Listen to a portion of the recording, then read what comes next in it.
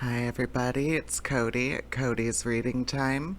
Today I'm back with chapter 15 of The Wonderful Wizard of Oz, and this chapter is titled The Discovery of Oz, the Terrible, and I hope you enjoy it.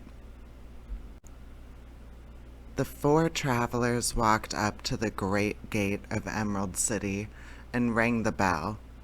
After ringing several times, it was opened by the same guardian of the gate that they had met before. "What, are you back again?" he asked in surprise. "Do you not see us?" answered the Scarecrow. "But I thought you had gone to visit the Wicked Witch of the West." "We did visit her," said the Scarecrow. "And she let you go again?" asked the man in wonder. "She could not help it, for she is melted," explained the Scarecrow. "Melted? Well, that is good news, indeed," said the man. "Who melted her?" "It was Dorothy," said the lion gravely. "Good gracious," exclaimed the man, and he bowed very low indeed before her. Then he led them into his little room and locked the spectacles from the great box on all their eyes, just as he had done before. Afterward, they passed on through the gate into the Emerald City. When the people heard from the guardian of the gates that Dorothy had melted the Wicked Witch of the West, they all gathered around the travelers and followed them in a great crowd to the Palace of Oz. The soldier with the green whiskers was still on guard before the door, and he let them in at once, and they were again met by the beautiful green girl, who showed each of them to their old rooms at once, so they might rest until the great Oz was ready to receive them. The soldier had the news carried straight to Oz that Dorothy and the other travelers had come back again after destroying the Wicked Witch, but Oz made no reply. They thought the great wizard would send for them at once, but he did not. They had no word from him the next day, nor the next, nor the next. The waiting was tiresome and wearing, and at last they grew vexed that Oz should treat them in so poor a fashion, after sending them to undergo hardships and slavery. So the Scarecrow at last asked the girl to take another message to Oz, saying if he did not let them in to see him at once, they would call the winged monkeys to help them and find out whether he kept his promises or not. When the wizard was given this message, he was so frightened that he sent word for them to come to the throne room at 4 minutes after 9 o'clock the next morning. He had once met the winged monkeys in the land of the West, and he did not wish to meet them again. The four travelers passed a sleepless night, each thinking of the gift Oz had promised to bestow on him. Dorothy fell asleep only once, and then she dreamed she was in Kansas, where Aunt Em was telling her how glad she was to have her little girl at home again. Promptly at 9 o'clock the next morning, the green-whiskered soldier came to them, and 4 minutes later they all went to the throne room of the great Oz.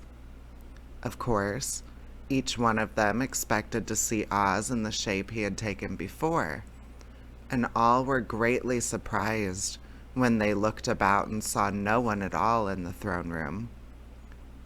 They kept close to the door and closer to one another, for the stillness of the empty room was more dreadful than any of the forms they had seen Oz take. Presently, they heard a solemn voice that seemed to come from somewhere near the top of the great dome, and it said, "I am Oz, the great and terrible. Why do you seek me?" They looked again in every part of the room, and then, seeing no one, Dorothy asked, "Where are you?" "I am everywhere," answered the voice, "but to the eyes of common mortals I am invisible." I will now seat myself upon my throne, that you may converse with me." Indeed, the voice seemed just then to come straight from the throne itself. So they walked toward it and stood in a row while Dorothy said, "We have come to claim our promise, O Oz." "What promise?" asked Oz. "You promised to send me back to Kansas when the Wicked Witch was destroyed," said the girl. "And you promised to give me brains," said the Scarecrow. "And you promised to give me a heart," said the Tin Woodsman. "And you promised to give me courage," said the Cowardly Lion. "Is the Wicked Witch really destroyed?" asked the voice, and Dorothy thought it trembled a little. "Yes," she answered. "I melted her with a bucket of water." "Dear me," said the voice, "how sudden! Well, come to me tomorrow, for I must have time to think it over." "You've had plenty of time already," said the Tin Woodman angrily. "We shan't wait a day longer," said the Scarecrow. "You must keep your promises to us," exclaimed Dorothy. The lion thought it might be as well to frighten the wizard, so he gave a large, loud roar, which was so fierce and dreadful that Toto jumped away from him in alarm and tipped over the screen that stood in a corner. As it fell with a crash, they looked that way, and the next moment all of them were filled with wonder, for they saw, standing in just the spot the screen had hidden, a little old man with a bald head and a wrinkled face, who seemed to be as much surprised as they were. The Tin Woodman, raising his axe, rushed toward the little man and cried out, "Who are you?" "I am Oz, the Great and Terrible," said the little man in a trembling voice. "But don't strike me, please don't, and I'll do anything you want me to." Our friends looked at him in surprise and dismay. "I thought Oz was a great head," said Dorothy. "And I thought Oz was a lovely lady," said the Scarecrow. "And I thought Oz was a terrible beast," said the Tin Woodman. "And I thought Oz was a ball of fire," exclaimed the lion. "No, you are all wrong," said the little man meekly. "I have been making believe." "Making believe?" cried Dorothy. "Are you not a great wizard?" "Hush, my dear," he said. "Don't speak so loud or you will be overheard, and I should be ruined. I'm supposed to be a great wizard." "And aren't you?" she asked. "Not a bit of it, my dear. I'm just a common man." "You're more than that," said the Scarecrow in a grieved tone. "You're a humbug." "Exactly so," declared the little man, rubbing his hands together as if it pleased him. "I am a humbug." "But this is terrible," said the Tin Woodman. "How shall I ever get my heart?" "Or I my courage?" asked the lion. "Or I my brains?" wailed the Scarecrow, wiping the tears from his eyes with his coat sleeve. "My dear friends," said Oz, "I pray you not to speak of these little things. Think of me, and the terrible trouble I'm in at being found out." "Doesn't anybody else know you're a humbug?" asked Dorothy. "No one knows it but you four, and myself," replied Oz. "I have fooled everyone so long that I thought I should never be found out. It was a great mistake, my ever letting you into the throne room. Usually, I will not see even my subjects, and so they believe I am something terrible." "But I don't understand," said Dorothy in bewilderment. "How was it that you appeared to me as a great head?" "That was one of my tricks," answered Oz. "Step this way, please, and I will tell you all about it." He led the way to a small chamber in the rear of the throne room, and all followed him. He pointed to one corner in which lay the great head made out of many thicknesses of paper and with a carefully painted face. "This I hung from the ceiling by wire," said Oz. "I stood behind the screen and pulled a thread to make the eyes move and the mouth open. But how about the voice? She inquired. Oh, I am a ventriloquist, said the little man. I can throw the sound of my voice wherever I wish, so that you thought it was coming out of the head. Here are the other things I used to deceive you. He showed the Scarecrow the dress and the mask he had worn when he seemed to be the lovely lady, and the Tin Woodman saw that his terrible beast was nothing but a lot of skins sewn together, with slats to keep their sides out. As for the ball of fire, the false wizard had hung that also from the ceiling. It was really a ball of cotton, but when oil was poured upon it, the ball burned fiercely. Really, said the Scarecrow, you ought to be ashamed of yourself for being such a humbug. I certainly am, answered the little man sorrowfully, but it was the only thing I could do. Sit down, please. There are plenty of chairs, and I will tell you my story. So they sat down and listened while he told the following tale. I was born in Omaha. Why, that isn't very far from Kansas, cried Dorothy. No, but it's farther from here, he said, shaking his head at her sadly. When I grew up, I became a ventriloquist, and at that I was very well trained by a great master. I can imitate any kind of a bird or beast. Here he mewed like a kitten, that Toto pricked his ears up and looked everywhere to see where it was. After a time, continued Oz, I tired of that and became a balloonist. What is that? Asked Dorothy. A man who goes up in a balloon on circus day so as to draw a crowd of people together and get them to pay to see the circus, he explained. Oh, she said, I know. Well, one day I went up in a balloon and the ropes got twisted so that I couldn't come down again. I went way up above the clouds, so far that a current of air struck it and carried it many, many miles away. For a day and a night I traveled through the air, and on the morning of the second day I awoke and found the balloon floating over a strange and beautiful country. It came down gradually, and I was not hurt a bit, but I found myself in the midst of a strange people who, seeing me come from the clouds, thought I was a great wizard. Of course, I let them think so, because they were afraid of me and promised to do anything I wished them to. Just to amuse myself and keep the good people busy, I ordered them to build this city and my palace, and they did it all willingly and well.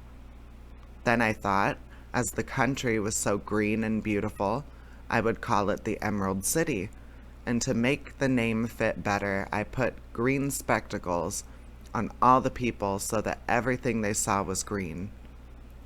But isn't everything here green? Asked Dorothy. No more than in any other city, replied Oz.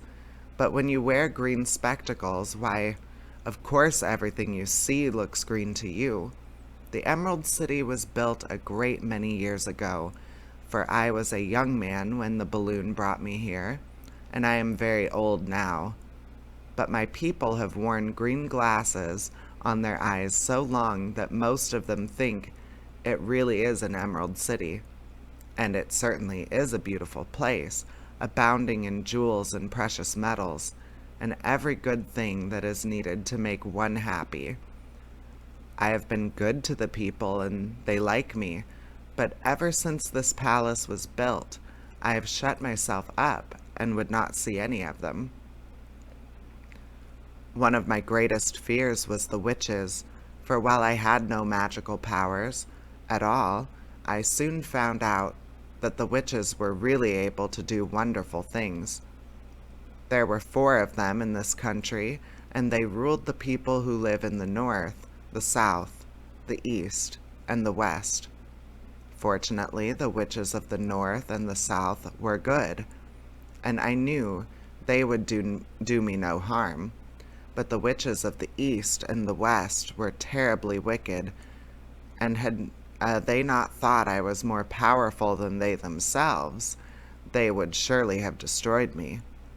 As it was, I lived in deadly fear of them for many years, so you can imagine how pleased I was when I heard your house had fallen on the Wicked Witch of the East. When you came to me, I was willing to promise anything if you would only do away with the other witch. But now that you have melted her, I am ashamed to say that I cannot keep my promises. I think you are a very bad man, said Dorothy. Oh no, my dear. I'm really a very good man, but I'm a very bad wizard, I must admit. Can't you give me brains? Asked the Scarecrow. You don't need them. You are learning something every day. A baby has brains, but it doesn't know much.